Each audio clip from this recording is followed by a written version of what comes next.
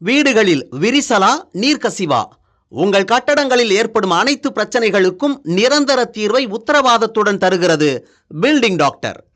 சபரிமலையில் ஜோதி வடிவில் காட்சியளிக்கும் ஐயப்பனை காண லட்சக்கணக்கான பக்தர்கள் குவிந்திருக்கிறார்கள். மகர ஜோதி தரிசனத்தை நேரடியாக புதிய தலைமுறை சிறப்பு நேரலை செய்து கொண்டிருக்கிறது. மகர ஜோதியினுடைய சிறப்பம்சங்களை எடுத்துரைக்க ஆன்மீக சொற்பொழிவாளர் சுமதி ஸ்ரீ நம்மோடு இணைந்திருக்கிறார் மற்றும் பக்தி பாடகர் வீரமணி ராஜு ஆகியோர் நம்மோடு இணைந்திருக்கிறார்கள். கடலும் வானும் உன்னாலே, காற்றும் மழையும் உன்னாலே, உடலின் உறுதி உன்னாலே, உள்ளம் செழிப்பதும் உன்னாலே, காக்கும் வலிமையும் நீயப்பா, வாழ்வை தருவாய் ஐயப்பா, வீரமும் செல்வமும் நீயப்பா, வெற்றியை தருவாய் ஐயப்பா என்று ஐயப்ப பக்தர்கள் அனைவரும் சரண முழக்கங்களை எழுப்பி சபரிமலையில் காத்திருக்கிறார்கள் மகர ஜோதியை தரிசிப்பதற்காக. தற்பொழுது இது குறித்து பேசலாம். வணக்கம் சுமதி. ஐயப்பனினுடைய அவதாரம் மிக பிரபலமானது, மிக பிரசித்தி பெற்றது, அனைவரும் விரும்பக்கூடிய ஒன்று. அந்த அவதாரத்தினுடைய சிறப்பு நோக்கம் என்ன? புதிய தலைமுறை தொலைக்காட்சி நேயர்கள் அனைவருக்கும் என்னுடைய தைப்பொங்கல் தைத்திருநாள் வாழ்த்துக்கள். இன்றைக்கு சபரிமலையில் மகர ஜோதி தரிசனத்தை புதிய தலைமுறை தொலைக்காட்சி வாயிலாக நாம் பார்த்து கொண்டிருக்கிறோம். ஐயப்பனுடைய அவதார நோக்கம் என்ன என்று கேட்டீர்கள். சிவன் ஆதி பரம்பொருள். அவர் பல வடிவங்களை எடுத்தார். ருத்ரனாக, பைரவராக, லிங்கோத்பவராக சிவன் என்கிற பரம்பொருள் பல வடிவங்களை எடுத்தது. அதே போலத்தான் பெருமாளும். பெருமாள் அவர் ஆதிமூர்த்தி. அவர் ராமனாக அவதாரம் செய்தார், கிருஷ்ணனாக அவதாரம் செய்தார், வாமனனாக வந்தார். அப்படி சாஸ்தா என்பது ஆதிமூர்த்தி. அந்த சாஸ்தா பல்வேறு காலகட்டங்களில் பல்வேறு அவதாரங்களை எடுத்தார். அதில் ஒன்றுதான் இந்த சபரிமலை ஐயப்பன். இந்த அவதாரம் எதற்குன்னா மகிஷியை வதம் செய்வதற்காக. ரம்பன் கரம்பன்னு 2 பேர் எருமத்தலையோட இருந்தாங்க. ரம்பனுடைய மகன் மகிஷாசுரன்.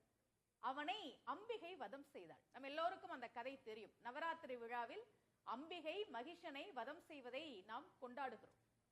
இந்த கரம்பனுடைய மகள் மகிஷி, நான் அம்பிகையையும் அவளை சுற்றி இருப்பவர்களையும் பழி வாங்குவேன் என்று அவள் சபதம் எடுத்து தேவர்களை துன்புறுத்த ஆரம்பித்தாள். அவளை வதம் செய்வதற்காகத்தான் சபரிமலையில் ஐயப்பனாக சாஸ்தா அவதாரம் செய்கிறார். மகிஷியை அவர் வதம் செய்தார். இந்த கதையெல்லாம் நமக்கு தெரியும். இது புராணத்தில் இருக்கக்கூடிய கதை தான். நம் வாழ்க்கை இந்த கதையோடு எப்படி பொருந்தி போகிறது? மகிஷினா யாரு? எருமை குணம் கொண்டவள், எருமை வடிவம் கொண்டவள். நமக்குள்ள தாமத குணம் இருந்ததுன்னா, நமக்குள்ள சோம்பல் குணம் இருந்ததுன்னா நாம எல்லாருமே மகிழ்ச்சிகள் தான்.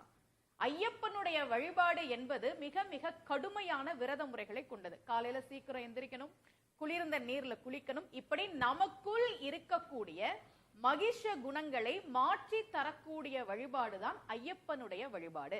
சபரிமலையில் எழுந்தருளி இருக்கிற ஐயப்பன் மகிஷியை வதம் செய்வதற்காக அவதாரம் செய்தவர். நீங்க கடும் விரதம் இருக்கணும் அப்படிங்கிற ஒரு கருத்தை சொன்னீங்க. இப்ப கடும் விரதம் எனும் பொழுது இதுக்கு ஏதாவது அறிவியல் பின்னணி இருக்கிறதா? நிச்சயமாக. பொதுவாகவே நம்முடைய விரத முறைகள் எல்லாமே நம்முடைய உடல் நலனுக்காக ஏற்படுத்தப்பட்டவை. அதிலே 41 நாட்கள் நீங்கள் கடுமையாக விரதம் இருக்கிற போது அது நம்முடைய உடலுக்கு பலவிதமான நன்மைகளை ஏற்படுத்துகிறது. இந்த காலகட்டத்தில் ஆண்கள் பிரம்மச்சரிய விரதம் இருப்பார்கள்.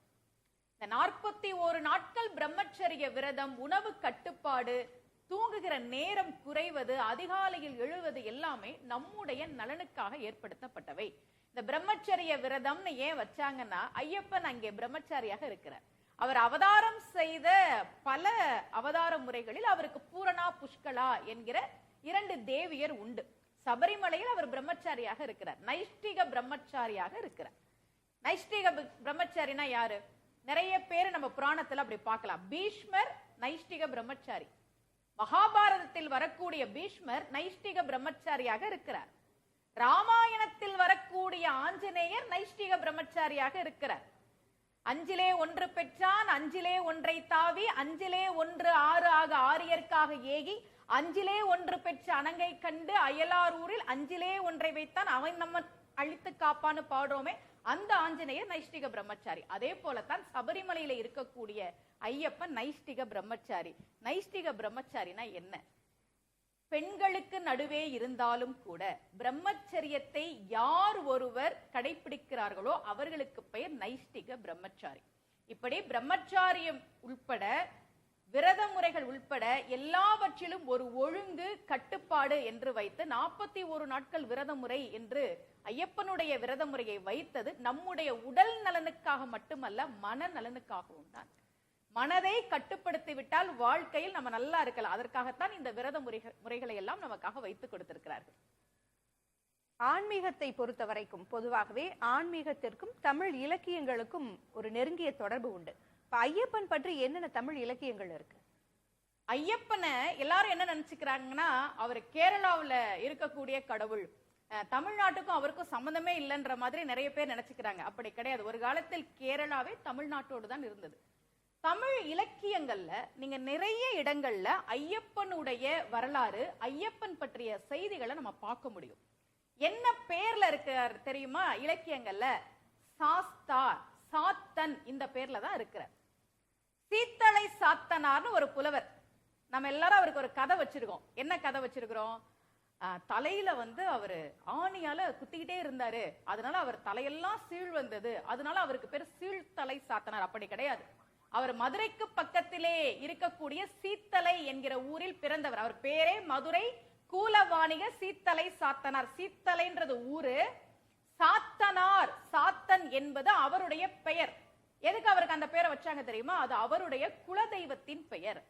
சாத்தன் என்கிற பெயரை நீங்க இலக்கியத்துல பல இடங்கள்ல பார்க்கலாம். சிலப்பதிகாரத்துல கண்ணகி கோவலனுடைய அப்பாவை பற்றி சொல்கிற போது மாசாத்துவான் என்று சொல்கிறார். தமிழ்நாட்டில் வாணிகர்களாக இருந்தவர்களுக்கு மாசாத்துவன் என்பது பெயராக இருந்தது. சாத்துவன் என்றால் வாணிகம் செய்பவர், மாசாத்துவன் என்றால் மிகப்பெரிய வாணிகர். என்ன சொல்றா கண்ணகி? தேராமன்னா செப்புவது உடையேன் எள்ளரு சிறப்பின் இமையவர் வியப்ப புள்ளொரு புன்கண் தீர்த்தோம் அன்றியும் வாயிற் கடைமணி நடுநா நடுங்க ஆவின் கடைமணி உகுநீர் நெஞ்சு சுட தான் தன் அரும் பெரும் புதல்வனை ஆழியின் மடித்தோன் பெரும் பெயர் புகாரன் பதிய ஊர் ஏசா சிறப்பின் இசை விளங்க பெருங்குடி மாசாத்து வாணிகன் மகனே ஆகின்னு சொல்றான். யாருக்கெல்லாம் மாசாத்துவான் அப்படின்னு பேர் இருக்கோ அது அவர்களுடைய குல தெய்வத்தின் பெயர். குலதெய்வமா யார் இருக்கிறா? ஐயப்பன் தான் இருக்கிறார். இதே சிலப்பதிகாரத்துல மாலதி என்கிற ஒரு பெண், அந்த பெண்ணினுடைய கவனக்குறைவால் ஒரு குழந்தை இறந்து போயிடும். அப்ப அந்த மாலதி யாரை வேண்டுகிறாள் என்றால் ஐயப்பனைத்தான் வேண்டுகிறாள். இது சிலப்பதிகாரத்தில் இருக்கக்கூடிய செய்தி. ஐயப்பனை வேண்டுகிறாள், சாத்தனை வேண்டுகிறாள். அதற்காக ஐயப்பனே அவளுக்கு குழந்தையாக வந்து பிறந்து அந்த ஆண் குழந்தை வளர்ந்து அதன் பிறகு தேவந்தி என்பவளை திருமணம் செய்து தீர்த்த யாத்திரை போவதாக சிலப்பதிகாரம் சொல்கிறது. சிலப்பதிகாரம் மட்டும் கிடையாது, நீங்க நம்முடைய தமிழ் இலக்கியங்களை எடுத்து பார்த்தா எங்கெல்லாம் சாத்தன் என்று சொல்லப்பட்டிருக்கிறதோ அதெல்லாம் ஐயப்பனுடைய வரலாறை குறிக்கக்கூடிய பாடல்கள். மிக முக்கியமாக நான் இப்ப சொன்ன சிலப்பதிகாரம் மட்டும் கிடையாது, நீங்க தொல்காப்பியத்துல கந்தபுராணத்துல தான் நம்ம ரொம்ப விரிவா பார்க்கலாம். மகா சாத்த படலம் என்றே கச்சியப்ப சிவாச்சாரியார் கந்தபுராணத்தில் ஐயப்பனுடைய வரலாறை எழுதியிருக்கிறார். வீடுகளில் விரிசலா, நீர்க்கசிவா, உங்கள் கட்டடங்களில் ஏற்படும் அனைத்து பிரச்சனைகளுக்கும் நிரந்தர தீர்வை உத்தரவாதத்துடன் தருகிறது பில்டிங் டாக்டர்.